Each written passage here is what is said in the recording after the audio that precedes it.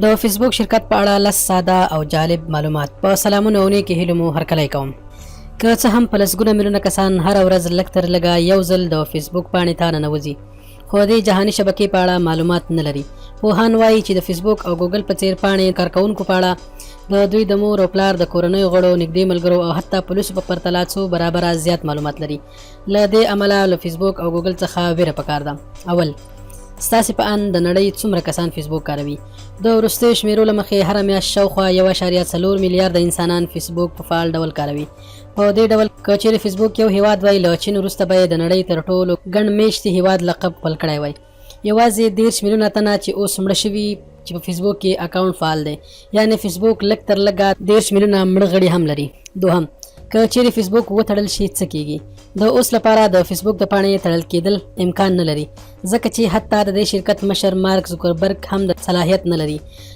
د یوې تخنیکي ستونزې په پایله کې د فیسبوک د پاڼې موقتي تړل کېدل شرکت ته په میلیونونو ډالرو مالی زیان اړولی. د فیسبوک شرکت د پاڼې تخنیکي ستونزې له امله د تړل کېدو پر مهال په هره دقیقه کې 25,000 ډالره زیان کوي. اوس تاسو فکر وکړئ چې دا سایټ څومره ګټه لري.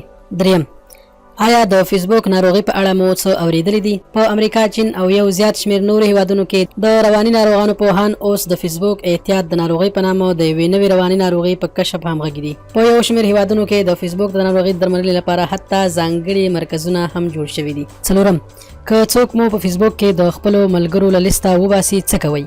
په نړۍ کې تر اوسه پورې لسګونه کسان د خپلو ملګرو له لیسته د نورو د ویستلو له امله وژل شوي دي. حتی کنځلې، بد رد ویل او د امکان په صورت کې مخامخ جنګ کول عادي کار دی. پنځم، آیا د فیسبوک او شخصي ژوند ترمنځ پرده کش کولی شو؟ د فیسبوک پاڼه د دې توان لري چې کارکوونکو په اړه ټول محرم معلومات په اسانۍ سره نشر کړي. حتی که چیرې تاسې په فیسبوک کې د خپلې پاڼې نه وتلي هم یاست، د بیلګې په ډول په موبایل کې په گیم وهلو پر مهال ستاسې معلومات فیسبوک کې نشریږي، ځکه چې هر گیم په فیسبوک پاڼه او ګروپونه لري. د دې ښه بیلګه د کینډي کرش ساګا په څیر د گیمونو د بلنې د لیږلو پر مهال په غیر مستقیم ډول د نورو سره د معلوماتو شریکول دي. شپږم، آیا په فیسبوک کې مو کله ملګري لټولي دي؟ په فیسبوک کې کارکوونکي هره ورځ 1 میلیارډ ځله د خپلو ملګرو، پاڼو، ګروپونو او نورو کسانو د موندلو لپاره لټون کوي. په دې اړه معلومات هم د فیسبوک د شرکت په مرکز کې ثبتېږي. اووم، تاسې په ورځ کې څو پوسټونه کوئ؟ څه موده وړاندې یوازې په 20 دقیقو کې 1,851,000 پوسټونه په فیسبوک کې نشر شول. دا شمیر د هیواد د سیاسي او ټولنیز اجنډا په اساس ځینې وختونه بدلون مومي. اتم، آیا په فیسبوک کې هره ورځ انځورونه خپروئ؟ څه موده وړاندې یوازې په 20 دقیقو کې 2,914,000 انځورونه خپاره شول. نهم، آیا د فیسبوک د پاڼې هیک کول امکان لري؟ د نړۍ د یو زیات شمیر سایټونو هیک کول لوی جرم دی، خو که چیرې څوک په دې وتواني چې د فیسبوک پاڼه هیک کړي، نو د دې ادارې لخوا ورته جایزه ورکول کیږي. لسم، په ورځ کې په فیسبوک کې څومره وخت تیروئ؟ په نړۍ کې د فیسبوک کارکوونکي په اوسط ډول د 30 نه تر 40 دقیقو پورې وخت د فیسبوک په کارولو تیروي. دا موده د هیوادونو په پرتله توپیر لري.